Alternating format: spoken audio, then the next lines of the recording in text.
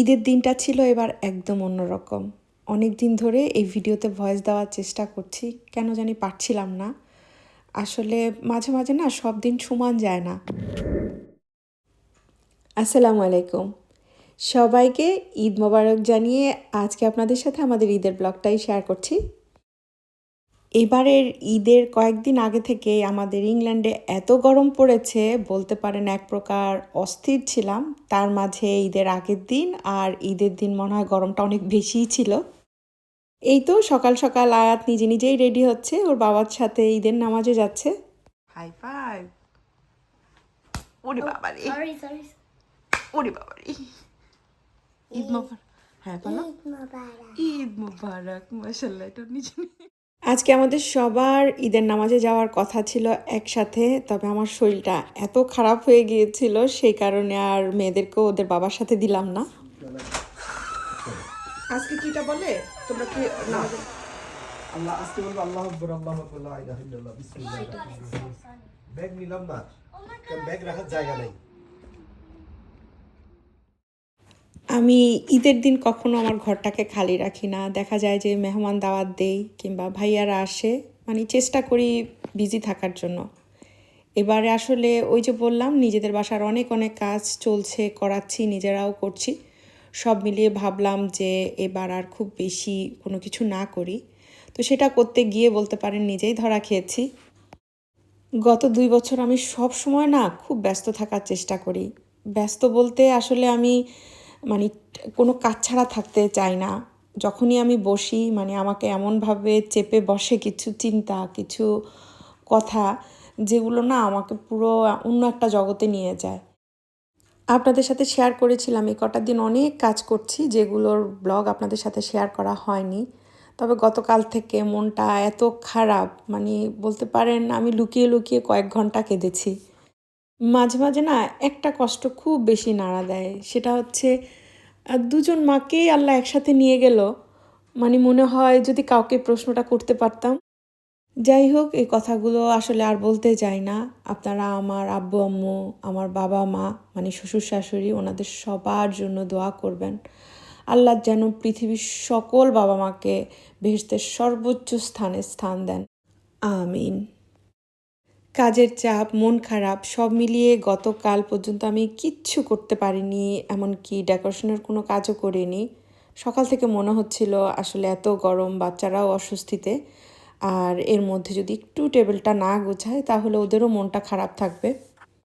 এর মাঝে নাফিসার mock test চলছে, তো আমাদের বিকালে যেহেতু আপুর বাসায় দাওয়াত, ও সকালে আমার সাথে একটু হেল্প করেছে, এরপরে ওর হোমওয়ার্ক বা পরীক্ষার জন্য প্রিপারেশনটা নিয়ে নিচ্ছে। You like my hair? আমি হেয়ার দিয়ে কী করবো, পুরো চেঞ্জ হয়ে আসো ঈদের দিনের জন্য। সকাল সকাল মিষ্টি কিছু আইটেম দিয়ে টেবিলটা একটু সাজিয়ে রেখেছি, কারণ আমার বেশ কয়েকজন নেবার আছে যারা সকাল সকালই এসে আমাদের সাথে দেখা করে যান, মিষ্টি দিয়ে যান। তো এখানে আবার একটু হালিম রান্না করছি, সাথে আমি নানটাও রেডি করে নিব। এটা দিয়ে বলতে পারেন সকালের নাস্তাটা হয়ে যাবে। আমার কি যে সিঙ্গারা খেতে মন চাচ্ছিল একটু ঝাল ঝাল করে, তো এই সিঙ্গারা বানিয়েছি আরও খুব সম্ভবত 3 দিন আগে। ফেসবুকে আমি রিলসটা শেয়ার করেছিলাম, তবে ব্যস্ততার কারণে এগুলো আর আমি ঢুকাতে পারিনি। তো আজকে ঢুকিয়ে রেখে দিচ্ছি, আর এর মাঝে যদি মেহমান আসে চায়ের সাথেও কিছু ভেজে দিতে পারবো। আমি করি কি, সিঙ্গারা যখন বানাই একটু বেশি করেই বানাই, আর তখন তো জানতাম সামনে ঈদ আছে, তো ঈদের জন্য একটু বেশি করে বানিয়েছি। এই বেচারিরা বাবার জন্য এতক্ষণ বসেছিল যে বাবা এলে একসাথেই নাস্তা করবে। তো খুব বেশি খিদা লেগেছে বলে আমি বললাম একটু পায়েস খেয়ে নাও। কারণ হচ্ছে এর মাঝে আমার জনাবের সাথে কথা হয়েছে, সে নামাজ শেষ করে ছেলেকে নিয়ে শপে গিয়েছে শিক কাবাব আনার জন্য। আজকে আমি খুব শর্টকাটে বিরিয়ানি, কাবাব এগুলোই রেখেছি, যেহেতু বিকালেই আপুর বাসায় চলে যাব। তো ফোন করে সে জানতে চাচ্ছিল যে শিক কাবাব আছে কি না, যদি একটা সিজলিং করে দেই। মানে বলতে পারেন যে এই সিজলিং ছাড়া আমার বাসায় চলেই না। এই তো এর মাঝে টুকটাক কাজগুলো করতে করতে আমার একজন নেইবার চলে এসেছিল। ওনারা বার্মিংহাম চলে যান সবার সাথে ঈদ করার জন্য, তো যাওয়ার আগে আমার বাসায় মিষ্টি দিয়ে গেছেন। আর এর মাঝে তারা বাবা ছেলেও নেই। আমি যে মানে কি অবস্থায় একটা পড়েছি। আমি আসলে ভাবছিলাম মোটামুটি সবই তো রেডি, ওর বাবা আসলে সবাই বসে একসাথে টেবিলে খাবো। তবে ওনাদের পুরো পরিবার যেহেতু বার্মিংহাম থাকেন, ওনারা একসাথে খাবেন, ওই কারণেই তাড়াহুড়া করে চলে গেলেন। আর এই তো সকাল সকাল নাস্তার ঝামেলাটা আমি শেষ করলাম। সকাল বলতে তাও খুব সম্ভবত 12:30টার মতো বেজে গিয়েছিল।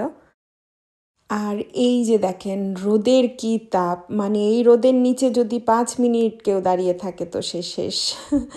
যাই হোক, এর মাঝখানে আমি পুদিনা পাতা নেওয়ার জন্য একটু বাগানে এসেছি। আজ এসে দেখলাম এত এত গোলাপ ফুটেছে, মাশাল্লাহ। এই গোলাপের ঘ্রাণটা না গত বছর পর্যন্ত পাইনি, এবার দেখলাম এই গোলাপে এত ঘ্রাণ, মাশাল্লাহ। গাছটাও বেশ বড় হয়েছে। আর অন্যান্য যে গোলাপ গাছ সেগুলোও মোটামুটি অনেক ফুল দিয়েছে। এর মাঝে আমি গত 2 সপ্তাহ আগে না এই গোলাপ গাছের নিচের সমস্ত আগাছা কেটে দিয়েছিলাম, পাতলা ডালগুলো কেটে দিয়েছি, এমনকি এই যে পুদিনা গাছ দেখছেন এগুলোও ছাঁটাই করে দিয়েছি। জাস্ট 2 সপ্তাহে মাশাল্লাহ সব ধরনের সব গাছই না এত বড় বড় হয়েছে, পাতাও বেশ বড় বড় হয়েছে। একটা কথা আছে না, যত্ন করলে রত্ন মিলে। তো এবার আমার বাগানের গাছগুলো দেখে তাই মনে হচ্ছিল। আসলে একদম সময় পাই না বাগানের কোনো যত্ন করতে, তবে আমার ফুল ফল এগুলোর না খুব শখ। এবারের ঈদটা আমার এত এলোমেলো কেটেছে, তার মধ্যে না গুছিয়ে রেখেছিলাম কোনো কাজ। সব মিলিয়ে না আমার এই সময়টাতে এসে এত এলোমেলো লাগছিল। আপনারা প্রায়ই একটা কমেন্টস করেন না যে আপু এত গুছিয়ে সুন্দর করে কিভাবে কাজ করেন। তো সেটা চেষ্টা করি সবসময় নিয়ম করে রুটিন করে কাজ করার জন্য, বাট মাঝে মাঝে আমিও এলোমেলো হই, মানে এত এলোমেলো হই যে নিজের কাছেই পাগল পাগল লাগে। এই শিক কাবাবের প্যাকেটটা অনেকেই দেখতে চেয়েছেন, আমার আসলে রেকর্ড করতে মনে থাকে না, তো এটাই এখানকার একটা পাকিস্তানি শপ থেকে নিয়ে আসি। এই ধরনের খাবারগুলো যত কম খাওয়া যায় ততই ভালো আমি জানি, তবে আমি সময় পেলে বা সুযোগ পেলে নিজেই আসলে মিটবল বা গোলা কাবাব করি, তারপরে সিজলিংটা করি। তবে এভাবে যখন বিপদে পড়ে যাই তখন প্যাকেটটা কিনে আনি। তবে সত্যি কথা, এগুলো কোনো কিছু করার ইচ্ছা আমার এবার ছিল না, ওই কারণে বাজারও করে রাখিনি।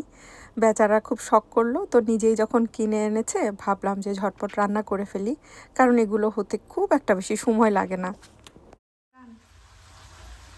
দেখি দেখাও, আমাদেরকে একটু দেখাও। বাবার একটু বেশি হয়ে গেল না? It's Eid. এভাবে হাসে কেউ? এর মাঝখানে অনেকটা সময় গড়িয়েছে, আমি চা হাতে বসেছি, পরপরই দেখলাম আমাদের আরেকজন নেবার এসছে। আসলে ওই সময়গুলো না রেকর্ড করার সুযোগ হয় না, কারণ ওনারা দরজা থেকেই এসে দেখা করে চলে যেতে চান। খুব জোর করে একটু বসিয়েছি, তারপর সামান্য একটু মিষ্টি খেয়ে ওনারা চা খেয়ে চলে গেছেন।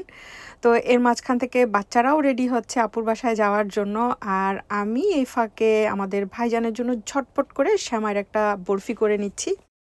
অনেক আগের একটা ঈদে আমি দেশি সেমাইয়ের জর্দার রেসিপি আপনাদের সাথে শেয়ার করেছি, অনেকটা সেরকমই, তবে এটা শাহি বরফি, তো একটু বেশি করেই ধরেন শাহি জিনিসপত্র যোগ করছি। ধরেন 1.5 কাপের মতো দেশি সেমাইকে গুঁড়ো করে নিয়েছি, আর 1টা কাপে 1 কাপের মতো দুধ মিক্সড করে নিয়েছি। এর মধ্যে নর্মাল দুধ ছিল, ক্রিম ছিল, কনডেন্স মিল্ক ছিল। কনডেন্স মিল্কটা আপনারা যে যেরকম মিষ্টি খান সেরকম মিলিয়ে নেবেন।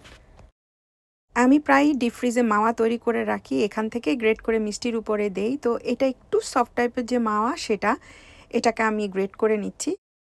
শক্ত মাওয়া থাকলে সেটাও আমি দেই, তবে সেটা করি কি একটু এবড়ো থেবড়ো করে ভেঙে দেই যাতে বরফির মাঝখানে চাকা চাকা হয়ে থাকে। তো এই তো এটাকে আমি গ্রেট করে নিয়েছি। আর এখানে একটা প্যানে ধরেন 3 টেবিল চামচ কি 4 টেবিল চামচের মতো ঘি গরম করে তার মধ্যে প্রথমে সেমাইটা দিয়ে একটু ভেজে নিচ্ছি। এই পর্যায়ে না আপনারা চাইলে এলাচি, দারচিনি, তেজপাতা এগুলো দিতে পারেন, তবে আমি সব কিছু দিব না, শুধু কয়েকটা এলাচিকে একটু পাউডার করে দিয়ে দিলাম। কিছুক্ষণ ভাজার পর ওই যে দুধটা রেডি করে রেখেছি সেই দুধটা এখানে দিয়ে দিচ্ছি, তবে একসাথে দেইনি, প্রথমে একটু দিয়ে নেড়ে চেড়ে তারপরে হচ্ছে বাকি দুধটা দিলাম। এতে করে যেটা হবে সেমাইগুলো দলা পাকাবে না। আর দুধটা হচ্ছে আপনারা যতটুকু সেমাই নেবেন তার থেকে অর্ধেক দিবেন। এই পর্যায়ে একটু চিমটি লবণ দিয়ে দিয়েছি, আর চিনিটা আপনারা বুঝে নেবেন, মানে মিষ্টিটা আপনাদের পছন্দ, এখানে একটু চিনিও যোগ করে নিতে পারেন। আর এখন আমি দিয়ে দিয়েছি একটু বাদাম কুচি, এখানে কাঠবাদাম ছিল, তারপরে হচ্ছে কাজু বাদাম ছিল, একটু মিহি কুচি করে দিয়েছি, আর মাওয়াটাও দিয়ে দিলাম। 3-4 টেবিল চামচের মতো গুঁড়ো দুধও দিলাম, তবে আপনাদের কাছে মাওয়া যদি না থাকে দুধ পাউডারটা আর একটু বাড়িয়ে দিবেন। আগেই বলেছি এটা শাহি বরফি, তাই এখানে একটু গোলাপ জলও দিচ্ছি। যেহেতু শাহি ওই কারণেই আমি বাদাম, দুধ, মাওয়া এগুলো সব কিছু দিয়ে করছি। তবে আপনাদের কাছে কোনো উপকরণ যদি না থাকে সেই ক্ষেত্রে আপনারা আপনাদের ঘরে যা আছে সেটা দিয়ে ওই বরফিটা বানাতে পারবেন, খেতে অসম্ভব ভালো লাগে। আর এই যে সেমাইটা, এইটাকে কিন্তু খুব বেশি নরম করা যাবে না, আবার শক্তও রাখা যাবে না। যাই হোক, এর মাঝখানে নামানোর ঠিক আগ মুহূর্তে 1 টেবিল চামচের মতো ঘি দিয়ে এটাকে নেড়ে চেড়ে এই তো এখন একটা পাত্রে ঢেলে নিচ্ছি। এখানে একটা কথা বলে রাখি, এই সেমাইটা যদি খুব বেশি নরম হয়ে যায় তাহলেও বরফিটা খেতে ভালো লাগবে না। আবার যদি খুব বেশি শক্ত থাকে দেশি সেমাইটা, সেটাও আমার কাছে ভালো লাগে না। তো হালকা একটু সিদ্ধ হবে, তবে শক্ত শক্তই থাকবে। এই তো এবার উপরে বেশি করে পেস্তা বাদাম দিয়ে আমি এটাকে ফ্রিজে রেখে দিব। তবে আমার হাতে যেহেতু সময় ছিল না, আমি জাস্ট 10 মিনিট এটাকে ফ্রিজে রেখেছি। চেষ্টা করবেন মোটামুটি 1 ঘন্টার বেশি সময় রাখার জন্য, তাহলে বরফিগুলো কাটতে সুবিধা হবে, দেখতেও সুন্দর লাগবে। আচ্ছা, আপনাদের হাতে যদি সময় থাকে আপনারা চাইলে যে কোনো একটা ছোট্ট কোটার মুখেও এরকম করে ওই বরফিটা ডিজাইন করে নিতে পারেন, এটা দেখতেও ভালো লাগবে। ঈদের 2 দিন পর আমার মেহমান এসেছিল, তো সেখান থেকে এই ভিডিওটা আপনাদের সাথে শেয়ার করলাম। আসলে একটু শেপ দিতে গেলে বা ডিজাইন করতে গেলে সময় লাগে, আজকে হাতে সেরকম সময় নেই, এমনিতেই আসলে দেরি করে ফেলেছি। তো ঝটপট এভাবেই আমি কেটে তারপর আপুদের জন্য একটা ট্রে বানিয়ে নিয়েছি। একটা রিলস শেয়ার করেছিলাম, সেখানে অনেকেই কমেন্টস করেছেন লাড্ডুর রেসিপি দেওয়ার জন্য। ওই যে ভিডিও শুরুতেই বলেছি, আজকে আমার বাসায় কোনো মিষ্টি বানানো হয়নি, এগুলো কিনে আনা। তো সেখান থেকেই আসলে আপুদের জন্য একটা মিষ্টি ট্রে বানিয়ে নিচ্ছি। আপুদের আগামীকাল থেকেই জব, ওনাদেরকে যে কালকে আবার আসতে বলবো সেই সুযোগ তো আর নেই। সেই কারণেই ভাবলাম যে আজকের এখান থেকে ফ্রেশ ফ্রেশ সব কিছু নিয়ে যাই, একসাথে বসে খাওয়া যাবে। আমি ড্রেস পরবো না, সে তো কালোই পরে আসো, কালোতে তো আরো বেশি গরম। At least I don't have color all over my body. That dress is all black. এত গরম, এত গরম, বাচ্চাদেরকে কি বলবো। আমার শাড়ি পরার ইচ্ছা ছিল, আমি শাড়ি বাদ দিয়ে ঠিক যাওয়ার আগ মুহূর্তে এই ড্রেসটা নামিয়ে নিয়েছি। এই ড্রেসটার প্যাকেট খোলাই হয়নি, আজকেই খুললাম। একটু সুতি টাইপের মনে হলো, পরলে আরাম লাগবে। আর আমার ঈদের জামা ছিল টিস্যু কাপড়ের, তো সেটা তো আর পরা সম্ভবই না। বাচ্চারাও কেউ তাদের ঈদের জামা পরেনি। তো এই তো এখানে একদম সিম্পলভাবে ঝটপট আমি ড্রেসটা পরে তাড়াহুড়ো করে আপুদের বাসার উদ্দেশ্যে বেরিয়ে পড়েছি। এর মাঝখানে প্রায় 8টাই বেজে গেছে। 5-6 মিনিটের রাস্তা, খুব তাড়াতাড়ি আপুর বাসায় চলেও এসেছি। আর এসে দেখি আপুর বাসায় মেহমান আছে। এই তো সবাই একসাথে হলাম, আমরা সবাই আমাদের মতো গল্প করছি। আর এসে দেখি আপু অনেক কিছু রান্না করেছে, মাশাল্লাহ। সবাই খাওয়া দাওয়া এনজয় করেছি, নিজেদের মতো করে গল্প করেছি। তবে মজা করে বাচ্চারা, ওরা কতক্ষণ নিচে তো কতক্ষণ উপরে, মানে ওরা না এই সময়গুলোকে খুব এনজয় করে। এই তো সুন্দর একটা দিন কাটিয়ে রাত 11টার পরে বাসায় ফিরে যাচ্ছি, সেই সাথে আপনাদের থেকেও বিদায় নিয়ে নিচ্ছি। আল্লাহ হাফেজ, আসসালামু আলাইকুম।